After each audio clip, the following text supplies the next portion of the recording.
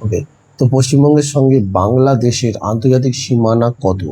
তো right answer হয়ে যাবে সি, 2272 কিলোমিটার।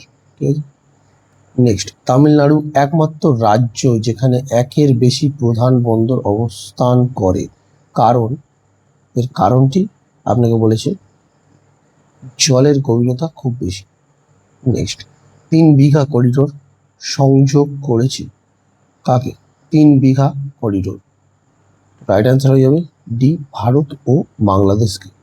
ডানকান প্যাসেজ কোন দুটি স্থানের মধ্যে বিস্তৃত? রাইট অ্যান্সার দক্ষিণ আন্দামান ও ক্ষুদ্র আন্দামান।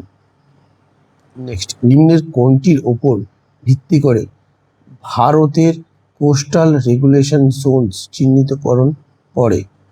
রাইট অ্যান্সার হয়ে যাবে বি, সমুদ্র তলের উচ্চতা।